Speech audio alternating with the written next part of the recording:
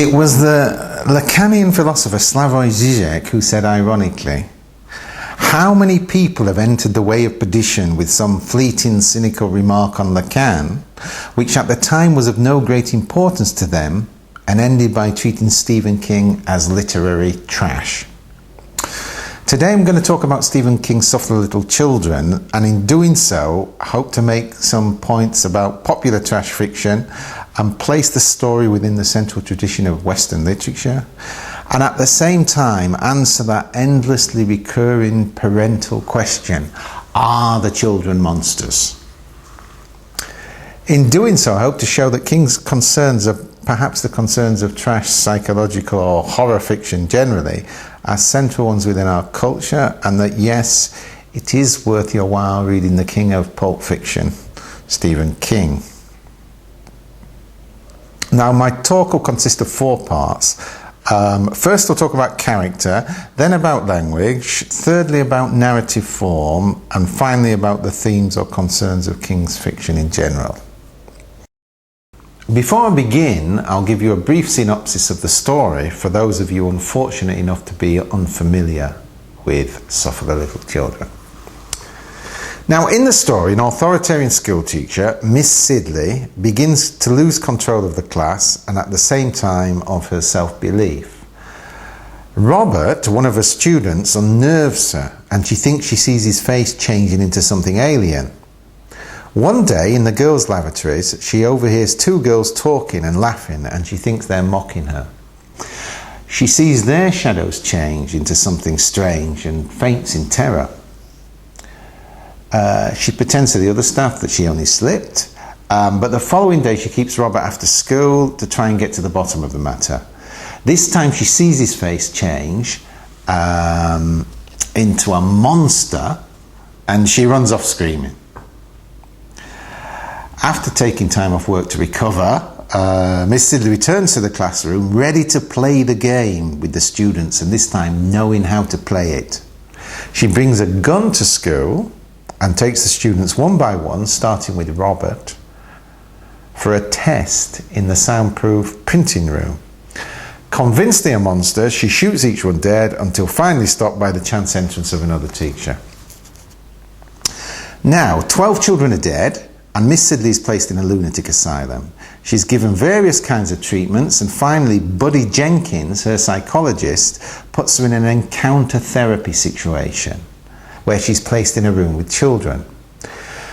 After initially responding well, she becomes disturbed by the children, who seem to be laughing at her. That night she kills herself and the psychologist begins to watch the children.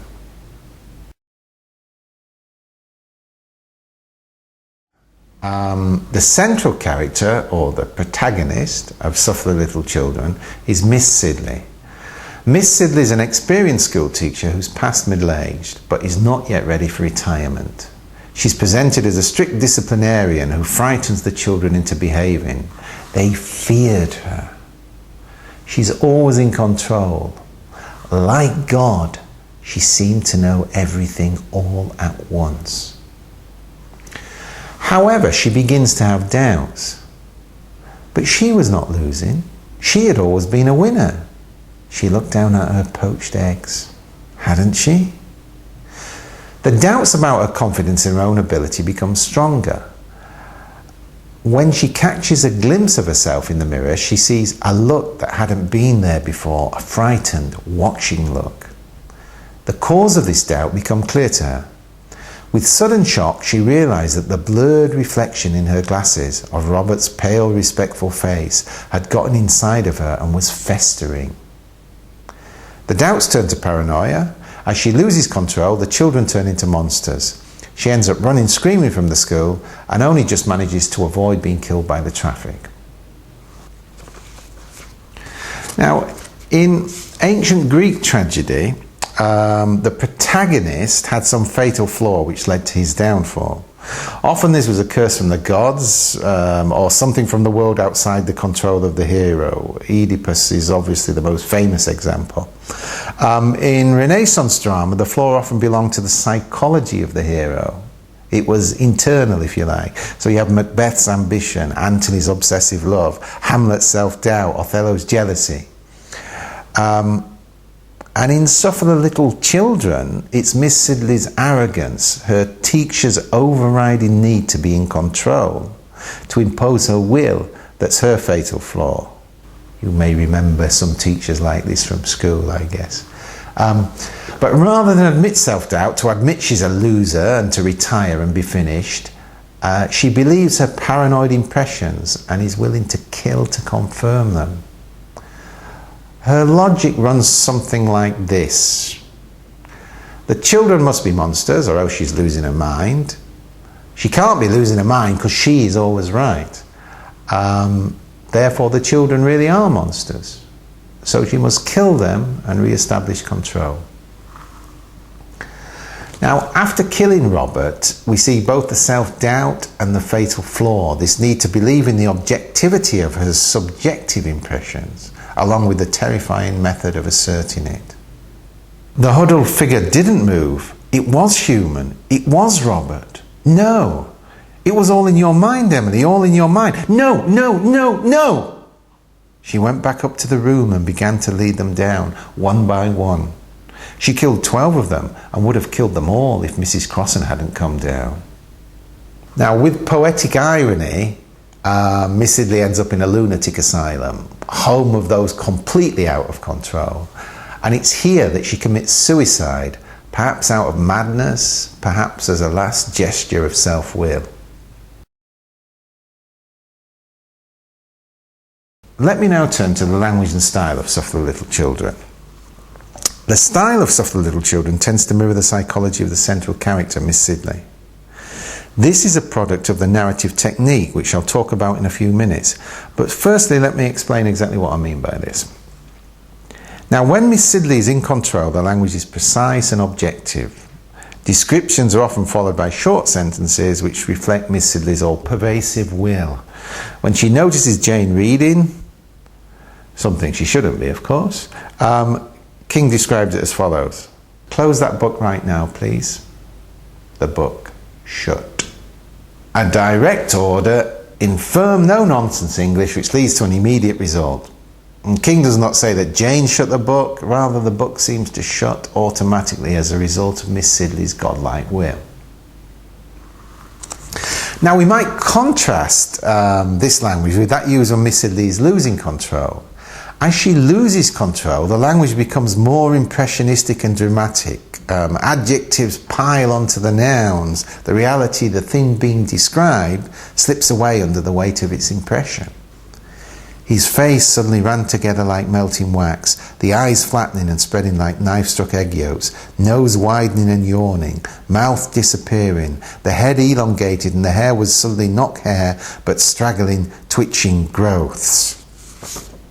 The contrast is between somebody who describes this object, this thing I'm sitting on, for example, the chair, as a chair.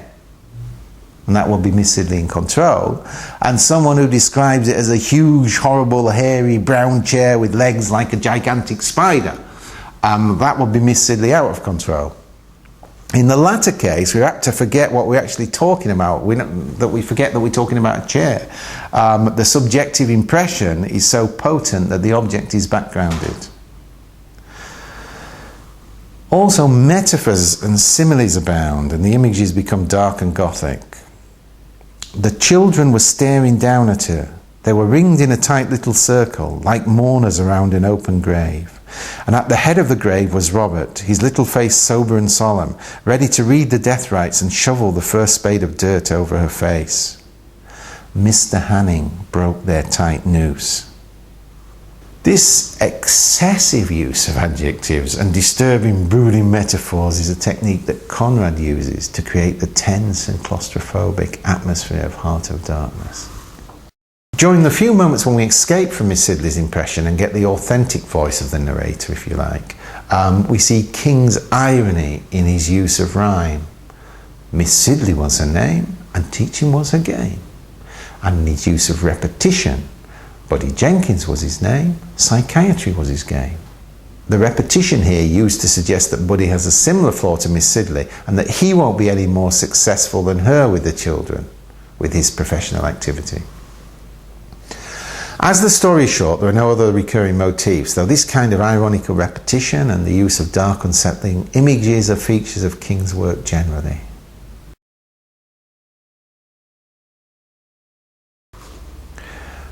I'll turn now to narrative form, as by looking at narrative form we should get a clue as to why we feel uncomfortable as readers and why we are uncertain as to the central question posed by the story. Is Miss Sidley mad, or are the children monsters? In other words, is Miss Sidley just imagining things, or is there really some alien presence in the story? To answer this question, I'll just briefly remind you of the main types of narrative form. Right, in terms of narrative form, there are two main kinds of stories. First-person narratives are one where the storyteller, the voice of the story, is an I. Such stories are told from one person's point of view and are hence thought of as being subjective. But the key thing about the I, about the narrator of these first-person stories, is that the narrator is a character in the story, and as such we can only see what he sees, hear what he hears, go where he goes, and know what he knows. Now, this means that we're restricted to the perspective of that character. The important thing here, of course, is that we see things through the eyes of that character. We see from their point of view, if you like.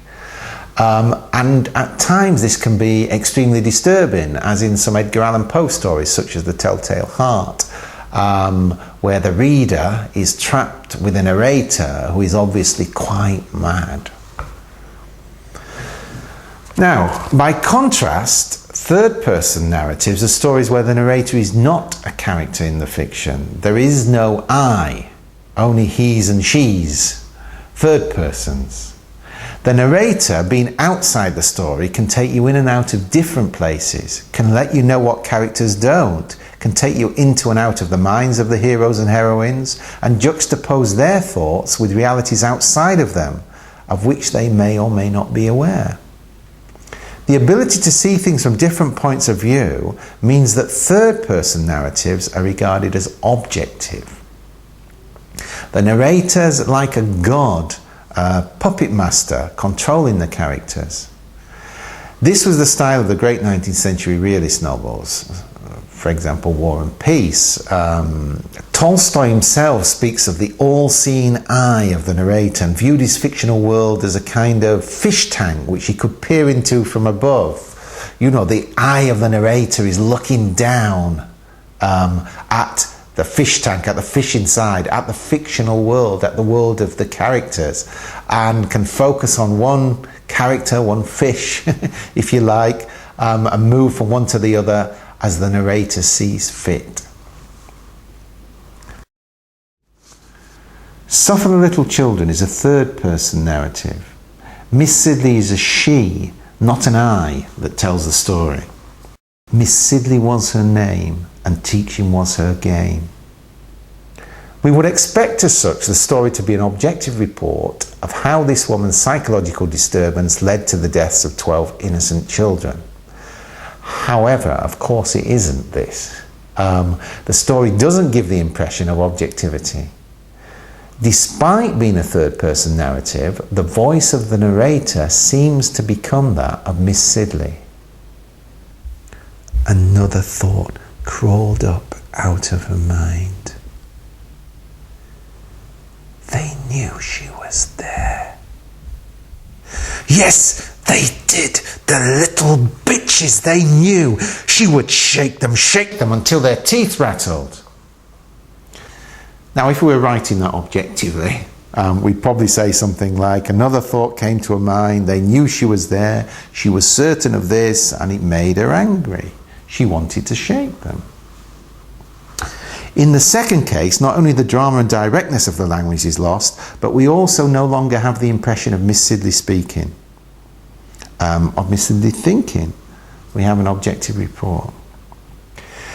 King, of course, doesn't allow us such objectivity. Although the story is a third-person narrative, the impressions we have are those of Miss Sidley, and we're constantly uncertain as to whether Miss Sidley's impressions are mistaken or not. This is because King takes us inside the mind of the central character, but doesn't show us anything else. All the impressions we get are Miss Sidley's. For nearly all of the story, we only see what Miss Sidley sees, hear what she hears, go where she goes, and know what she knows, despite all this being reported by an objective narrator. It's this presenting of a subjective perspective in an objective form that lead to the constant confusion of the reader. Is Miss Sidley mad? Are the children monsters? The answer is quite simply that we don't know. And we can't know because although the form is third person, it's not objective. And although the impressions are subjective, they seem to be true because they're reported in the third person. So it's this inscription of uncertainty on a narrative level that leads to the failure of interpretation. And we sometimes refer to this technique as restricted third-person narration. And this is a trick, of course, used by Dostoevsky in Crime and Punishment. Like Suffer the Little Children, Crime and Punishment is a third-person narrative, an objective form, but with only and exclusively the subjective impressions of the central character Raskolnikov. And, for example, there's one scene in which Raskolnikov's room is described as cramped and oppressive. Yet at another stage, it's large enough for all his relatives and family and friends to enter and sit around with ease. So there's something strange going on there in terms of subjective impressions and objective or exterior reality.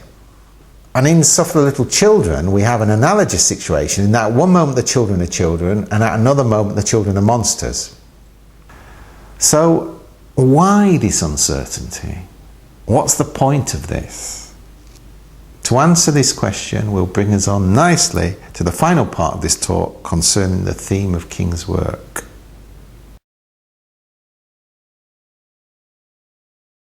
Now, the theme of King's work is not so much the conflict, this primitive idea of the conflict between good and evil, as critics often say about horror fiction, but rather concern the uncertainty of knowledge, psychological doubt, the subjectivity of existence, and the futility of moral and scientific rationality.